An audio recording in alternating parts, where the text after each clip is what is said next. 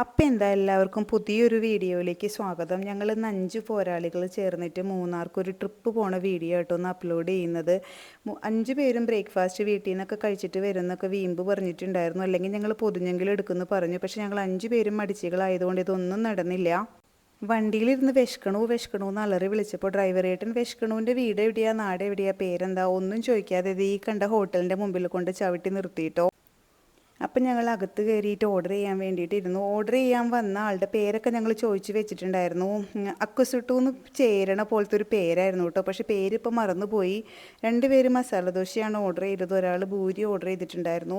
ഇവിടെ ഒരാൾക്ക് ഒന്നും കിട്ടിയില്ല എന്ന് പറയുന്നുണ്ട്. പിന്നെ ഇടിയപ്പം വാങ്ങിച്ചു കൊടുത്തായിരുന്നു. ഞാൻ ദേ പുട്ടും ചെറുപയറും പപ്പടവും പഴവും ഒക്കെ ആയിട്ട് ഓർഡർ ചെയ്തത്. നല്ല അടിപൊളി ഫുഡായിരുന്നു. ഞങ്ങളെല്ലാവരും നല്ലപോലെ കഴിച്ചു. അത് കഴിഞ്ഞ് ഇപ്പോൾ ട്രെൻഡിങ് ആയിട്ടുള്ള കുറേ കാലമായിട്ട് ട്രെൻഡിങ് ആയിട്ടുള്ള ഷൂവൊക്കെ ഇങ്ങനെ നിരത്തി വെച്ചിട്ട് വട്ടത്തിലൊക്കെ നിന്നിട്ട് ഒരു ഫോട്ടോയും വീഡിയോ എടുക്കാനൊക്കെ ഞങ്ങൾ നോക്കിയിട്ടോ. ഞങ്ങൾക്ക് ഇതിനെപ്പറ്റി വലിയ പിടിയൊന്നും ഇല്ലാത്തതുകൊണ്ട് എന്തൊക്കെയോ പോലെ ഞങ്ങൾക്കൊരു വീഡിയോയും ഫോട്ടോ ഒക്കെ കിട്ടി. അതൊക്കെ കഴിഞ്ഞ് ഞങ്ങളിതേ കാറിൽ കയറിയിട്ട് ട്രിപ്പ് സ്റ്റാർട്ട് ചെയ്തു വീണ്ടും. അപ്പോൾ അതിൻ്റെ അകത്ത് അത്യാവശ്യം പാട്ടും കൂത്തും ഒക്കെ ആയിട്ടിരുന്നത് ഈ കുഞ്ഞിക്കുട്ടനെയും കൊണ്ടാട്ടോ ഞാൻ പോകുന്നത്. ഞാനതിന് ഇടയ്ക്ക് വിൻഡോയിൽ കൂടെ പുറത്തേക്ക് ഇട്ടിട്ട് ഗ്ലാസ്സിൽ കൂടെ പുറത്തേക്ക് ഇട്ടിട്ട് കാറ്റൊക്കെ കൊള്ളിക്കുന്നുണ്ടായിരുന്നു. മൂന്നാർ ട്രിപ്പിൽ ഒഴിവാക്കാനാവാത്തൊരു സംഭവമാണല്ലോ തേയിലത്തോട്ടങ്ങൾ കാണില്ലേ. അതൊക്കെ ഞങ്ങൾ കണ്ടു. പിന്നെ അതേ വഴിയരിയിൽ കണ്ട മഞ്ഞച്ചെടി, ഒരു സൂര്യകാന്തി പൂവ് പോലെ തോന്നുന്ന ഒരു പൂവൊക്കെ എടുത്ത് തലയിലും ചെവിയിലും ഒക്കെ കുത്തി നിർത്തി കുറേ ഫോട്ടോയും വീഡിയോ ഒക്കെ എടുത്തു. എപ്പോൾ വീഡിയോ എടുക്കാനായിട്ട് വന്നാലും ഇവർ ഹായൊക്കെ തന്നു ടാറ്റയൊക്കെ തന്നുകൊണ്ടിരിക്കും. ഭയങ്കര സപ്പോർട്ടായിട്ടോ ഇവർ എൻ്റെ അടുത്ത്. പിന്നെ അതേ ഐസ്ക്രീമൊക്കെ കഴിച്ചു. ഐസ്ക്രീമൊക്കെ കഴിച്ച് കഴിഞ്ഞിട്ട് ഞങ്ങളിതേ വിശക്കണമെന്ന് വീണ്ടും പറഞ്ഞപ്പോൾ നല്ലൊരു ബിരിയാണി കിട്ടുന്ന കടയുടെ മുമ്പിൽ കൊണ്ട് ഡ്രൈവറേട്ടൻ വണ്ടി വീണ്ടും നിർത്തിയിട്ടോ. പുറത്ത് നല്ല മഴയുണ്ടായിരുന്നു. പിന്നെ മൂന്നാറത്തെ ക്ലൈമറ്റും കൂടി ആകുമ്പോൾ പറയണ്ടല്ലോ, നല്ല ചൂട് ബിരിയാണി അടിപൊളിയായിട്ടൊക്കെ ഞങ്ങൾ കഴിച്ചു. അത് കഴിഞ്ഞിട്ട് നമ്മൾ ഇവിടെ ആട്ടോ സ്റ്റേ ബുക്ക് ചെയ്തിരിക്കണേ, പറക്കാട്ട് നേച്ചർ റിസോർട്ട്. അപ്പോൾ ഒരു അടിപൊളി സ്ഥലമാണിത്. 2 മണിക്കാണ് ചെക്ക് ഇൻ പറഞ്ഞിരുന്നത്. ഞങ്ങളേത് അവിടെ നിൽക്കുന്ന ചേച്ചി പൊട്ടൊക്കെ തൊട്ട് സ്വീകരിച്ചു. നല്ല രസമാട്ടോ. നമ്മളിങ്ങനെ പൊട്ടൊക്കെ വെച്ചിട്ടൊക്കെ ഇങ്ങനെ സ്വീകരിക്കാമെന്നൊക്കെ പറഞ്ഞാൽ നല്ല രസമല്ലേ. എന്തായാലും ഈ റിസോർട്ടിൽ പോയപ്പോൾ അതിനൊക്കെ ഉള്ളൊരു ഭാഗ്യം ഉണ്ടായി. 2 മണിക്ക് ചെക്ക് ഇൻ പറഞ്ഞിരുന്നെങ്കിൽ ഞങ്ങൾ ഏകദേശം 3 മണി കഴിഞ്ഞപ്പോഴാണ് അവിടെ എത്തിയത്. പക്ഷേ അപ്പോഴും റൂമൊന്നും റെഡി ആയിട്ടുണ്ടായിരുന്നില്ല. ഞങ്ങളവിടെ കുറേ നേരം വീഡിയോ എടുത്തും ഫോട്ടോ എടുത്തും ഒക്കെ കഴിഞ്ഞുവെങ്കിലും കുറച്ച് നേരം കഴിഞ്ഞപ്പോൾ ഞങ്ങൾക്ക് വല്ലാണ്ട് ബോറടിച്ചു. ഞങ്ങൾ മാത്രമല്ല, ഞങ്ങളെപ്പോലെ വേറെയും കുറേ അഭയാർത്ഥികൾ റൂമിന് വേണ്ടിയിട്ട് അവിടെ വെയിറ്റ് ചെയ്യുന്നുണ്ടായിരുന്നു.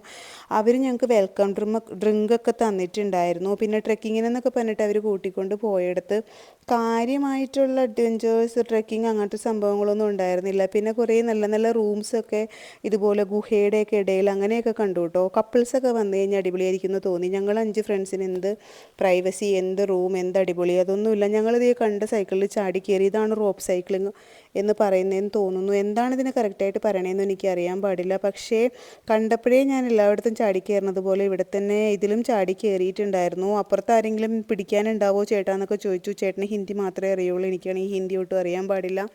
ഞാൻ എന്തായാലും ചാടിക്കേറി ഒരു 3/4 ഭാഗം പോയി കഴിഞ്ഞപ്പോൾ ആ ചേട്ടൻ തിരിച്ചു വലിച്ച് പറിച്ച് പിന്നോട്ട് കൊണ്ടുവന്നിട്ട് താഴെ ഇറക്കിയിട്ടുണ്ടായിരുന്നു എന്നെ. ഞാൻ മാത്രമല്ല, വേറെ 2 പേരും കൂടെ അതിനകത്ത് കയറിയിട്ടുണ്ടായിരുന്നു. പിന്നെ 5 പേരിൽ 2 പേര് കയറാത്തതുകൊണ്ട് അവരുടെ അവസരവും കൂടി അടിച്ച് മാറ്റി ഇതേ താഴേന്ന് നോക്കാൻ ഞാൻ ഫോട്ടോ എടുപ്പിച്ചിട്ടോ. എവിടെ പോയാലും ഫോട്ടോ വീഡിയോ ഇതൊക്കെ നമുക്ക് നിർബന്ധമാണ്. പിന്നെ അതേ അതിൻ്റെ മുകളിലൊക്കെ കയറി ഫോട്ടോസൊക്കെ കുറേ എടുത്തു. തന്നെ സെൽഫി, വീഡിയോ, ഫോട്ടോസ്. താഴേക്ക് ഈ ഫോട്ടോ എടുത്തിട്ടൊക്കെ ഇറങ്ങുമ്പോൾ കൂടെ ഉള്ളവർ പറയുന്നുണ്ട് തെറ്റി വീഴും നോക്കണം എന്ന്. നടുകൊടിഞ്ഞ് കിടന്നാൽ നോക്കാൻ ആരും ഉണ്ടാവില്ല. പിന്നെ ദേ ഈ കാണുന്നത് നമ്മുടെ DJ നൈറ്റാട്ടോ.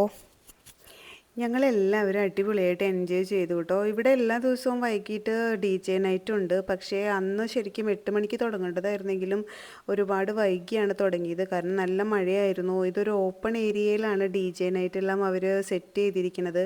അപ്പോൾ ഞങ്ങൾക്ക് എല്ലാവർക്കും മഴ മാറാൻ വേണ്ടിയിട്ട് വെയിറ്റ് ചെയ്യണമായിരുന്നു. DJക്ക് അവർ അടിപൊളി സോങ്സും വെസ്റ്റേൺ ഡാൻസും ഒക്കെയാണ് പ്രതീക്ഷിച്ചിരുന്നത്. പക്ഷേ ഞങ്ങൾ 5 പേർക്കും ആകെ അറിയാവുന്നത് കുറച്ച് കൈകൊട്ടിക്കളി, ഒപ്പന, തിരുവാതിര ഇങ്ങനെയുള്ള നാടൻ സംഭവങ്ങളാണ്. അപ്പോൾ ഞങ്ങളൊന്നും നോക്കിയില്ല. ഞങ്ങൾക്ക് ആകെ അറിയാവുന്ന 3-4 സ്റ്റെപ്പ് വെച്ചിട്ട് ഞങ്ങൾ പക്ഷേ ആ 1 മണിക്കൂർ, എനിക്ക് തോന്നുന്നു 1 മണിക്കൂറിലധികം ഞങ്ങൾ പിടിച്ചു നിന്നു.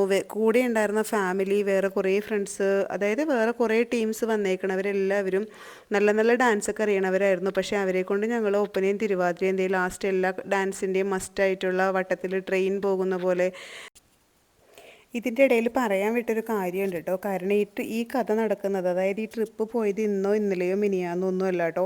കൃത്യം ഒരു മാസം മുമ്പാണ് ഞങ്ങൾ പോയത്. ദീപാവലിയുടെ വെക്കേഷനായിരുന്നു ഞങ്ങൾ പോയിട്ടുണ്ടായിരുന്നത്.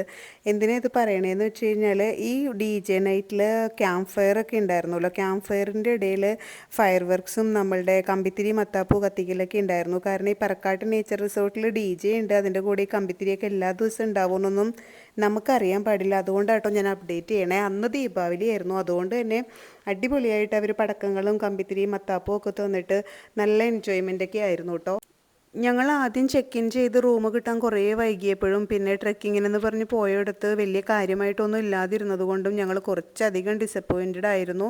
പക്ഷേ DJ നൈറ്റ് തകർത്തതോടുകൂടി ഞങ്ങൾ ആകെ ഉഷാറായിട്ടോ. തിരിച്ചതേ റൂമിൽ വന്ന് എല്ലാവരും ക്ഷീണിച്ചാണ് ഇരിക്കണമെങ്കിലും ദേ ടാറ്റയൊക്കെ തന്നിട്ട് ഞങ്ങളിങ്ങനെ കിടക്കാനുള്ള പരിപാടിയൊക്കെ നോക്കുമായിരുന്നു. ദേ പിറ്റേ ദിവസം രാവിലെ നേരം വെളുത്തപ്പോൾ ഞങ്ങൾ ബെഡ് കോഫിയൊക്കെ കുടിച്ചിട്ട് വീണ്ടും ഇന്നത്തെ ട്രിപ്പ് ഇന്ന് എങ്ങടാ പോകണ്ടേ, എവിടെയാണ് കറങ്ങണ്ടേ എന്നൊക്കെ ആലോചിച്ചിരുന്നപ്പോഴത്തേക്കും ദേ ഇവള് ഹെൽത്ത് കോൺഷ്യസ് ആണ് ജ്യോതിക്കുട്ടി. അതുകൊണ്ട് ജ്യോതി യോഗാസനമൊക്കെ ചെയ്തുകൊണ്ടിരിക്കുന്നുണ്ടായിരുന്നു. അത് കഴിഞ്ഞ് കഴിഞ്ഞപ്പോൾ ജ്യോതിയുടെയും അഞ്ജലിയുടെയും കൂടെ ഒരു നല്ലൊരു ഡാൻസൊക്കെ ഉണ്ടായിരുന്നു.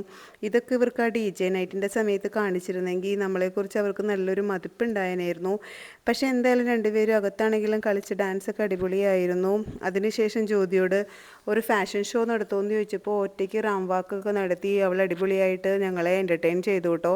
ഇത് കണ്ടിട്ട് അവളെ ഏതെങ്കിലും മോഡലിംഗ് കമ്പനിക്കാർ കൊത്തിക്കൊണ്ട് പോകുമെന്നുള്ള പേടിയൊക്കെ ഞങ്ങൾക്കുണ്ട്. കാരണം അങ്ങനെ കൊത്തിക്കൊണ്ട് പോയാലും ഇടയ്ക്ക് സമയം കിട്ടണ പോലെ ഞങ്ങളുടെ കൂടെ ട്രിപ്പൊക്കെ വരാമെന്ന് അവൾ സമ്മതിച്ചിട്ടുണ്ട്. പിന്നെ ഇത് ബ്രേക്ക്ഫാസ്റ്റിൻ്റെ ടൈമാട്ടോ. പാക്കേജിൻ്റെ കൂടെ ഉള്ളതാണ് ഈ ബ്രേക്ക്ഫാസ്റ്റ് അടിപൊളിയായിരുന്നു കേട്ടോ. ഒട്ടുമിക്ക എല്ലാ വിഭവങ്ങളും അവിടെ ഉണ്ടായിരുന്നു. രാവിലെ തന്നെ സേമിയോ പായസം വരെ ഉണ്ടായിരുന്നു. എല്ലാം നല്ല ടേസ്റ്റി ഫുഡായിരുന്നു. ഞങ്ങളെല്ലാം നല്ലപോലെ കഴിച്ചു. പിന്നെ ഗണപതിയുടെ വിഗ്രഹം പൂമാലയൊക്കെ ഇടിയിച്ചിട്ട് ഇത് റെസ്റ്റോറൻറ്റിൻ്റെ അകത്ത് ഉണ്ടായിരുന്നതാട്ടോ. പിന്നെ സ്വീറ്റ്സും മറ്റ് സാലഡും ഫ്രൂട്ട്സും ഒക്കെ കട്ട് ചെയ്ത് വെച്ചേക്കണതൊക്കെ കാണാൻ തന്നെ നല്ല ഭംഗിയുണ്ടായിരുന്നു. അത് കഴിഞ്ഞ് കഴിഞ്ഞിട്ട് അവിടെ നിന്നിട്ടുള്ള വ്യൂ ആട്ടോ ഇത്. നല്ല തേയിലത്തോട്ടങ്ങളും നല്ല രസമുണ്ടായിരുന്നു, നല്ല വ്യൂ ആയിരുന്നു. ഞങ്ങൾ അവിടെ നിന്ന് ഒത്തിരി ഫോട്ടോസൊക്കെ എടുത്തായിരുന്നു. ഞങ്ങൾക്ക് കുറച്ച് നേരം കൂടെ കഴിഞ്ഞാലാണ് അവിടെ നിന്ന് പുറപ്പെടാൻ പറ്റുള്ളൂ. കാരണം ചെക്കൗട്ടിൻ്റെ ടൈം കുറച്ചും കൂടെ സമയം ഉണ്ടായിരുന്നു. അതുകൊണ്ട് ഞങ്ങൾ അവിടെ കുറച്ചധികം നേരം നിന്ന് ഫോട്ടോയൊക്കെ എടുത്ത് റെസ്റ്റോറൻറ്റിൽ പിന്നെയും കുറേ വീഡിയോയും ഫോട്ടോസൊക്കെ എടുത്തതിന് ശേഷമാണ് പിന്നെ ഞങ്ങളുടെ ഒരു റീൽസ് ഷൂട്ടിംഗ് ഒക്കെ ഉണ്ടായിരുന്നു കേട്ടോ ഇതിൻ്റെ ഇടയിൽ. ഞാനാണെങ്കിൽ മാണിക്യൻ്റെ സ്വന്തം കാർത്തുമ്പിയായിട്ട് കോസ്റ്റ്യൂമൊന്നും മാണിക്യൻ്റെ കാർത്തുമ്പിയുടെ കിട്ടിയില്ല. ഉള്ള കോസ്റ്റ്യൂം വെച്ചിട്ട് ഞാൻ നല്ലപോലെ എൻജോയ് ചെയ്ത് കുറച്ച് റീൽസൊക്കെ എടുത്തിട്ടുണ്ടായിരുന്നു. അത് കഴിഞ്ഞിട്ട് നമ്മൾ പുറപ്പെട്ടപ്പോൾ പുതിയ വാട്ടർഫോൾസ് ആട്ടോ കാണുന്നത്. വാട്ടർഫോൾസൊക്കെ കണ്ട് അതിൻ്റെ അപ്പുറത്ത് നല്ല ചൂട് മാഗി കിട്ടുന്ന ഒരു സ്ഥലം ഉണ്ടായിരുന്നു കേട്ടോ, ഒരു തട്ടുകടയിൽ നിന്ന്. അവിടെ നിന്ന് നല്ല ചൂട് മാഗിയൊക്കെ, മഴയും മൂന്നാറത്തെ ക്ലൈമറ്റും ഞങ്ങളുടെ ആ വൈബും ചുറ്റുമുള്ളവരുടെ വൈബും നല്ല രസമുണ്ടായിരുന്നു. നമ്മൾ ലൈഫിൽ ഇതുപോലത്തെ ഒരു മാഗി കഴിച്ചിട്ടില്ല എന്ന് വരെ തോന്നിപ്പോയി. പിന്നെ അതൊക്കെ കഴിഞ്ഞിട്ട് ഇതേ സ്വിമ്മിംഗ് പൂളിൽ വന്നിട്ട് നല്ല മഴയും തണുപ്പും ഒക്കെ ഉണ്ട് കേട്ടോ. എന്നാലും ഞങ്ങൾ സ്വിമ്മിംഗ് പൂളിൽ മഴയൊന്ന് കുറഞ്ഞു എന്ന് തോന്നിയപ്പോൾ എല്ലാവരും കൂടെ സ്വിമ്മിംഗ് പൂളിലേക്ക് ചാടിയിട്ടുണ്ടായിരുന്നു. എന്നെ കുറേ നിർബന്ധിച്ചു. എനിക്ക് തണുപ്പടിച്ചാൽ കുറച്ച് ചുമ ശ്വാസം മുട്ടിൻ്റെയൊക്കെ പ്രശ്നമുള്ളതുകൊണ്ട് ഞാൻ എന്തായാലും സ്വിമ്മിംഗ് പൂളിൽ ചാടിയൊന്നുമില്ല. പിന്നെ അതേ കുറച്ച് വീഡിയോസ് ഇങ്ങനെയൊക്കെ എടുത്തു. അതൊക്കെ കഴിഞ്ഞ് രാത്രി കിടക്കുമ്പോൾ കുറച്ച് റീൽസൊക്കെ എടുത്തിട്ടുണ്ടായിരുന്നു. റീൽസ് എടുക്കൽ മസ്റ്റാണല്ലോ, അപ്പോൾ അതൊക്കെ എടുത്തു കഴിഞ്ഞു. ഇതോടുകൂടി ഞങ്ങളുടെ വീഡിയോ ഇവിടെ തീരുകയാണ്. എല്ലാവർക്കും നന്ദി, ബൈ. വീണ്ടും ഒരു വീഡിയോയിൽ കാണാം.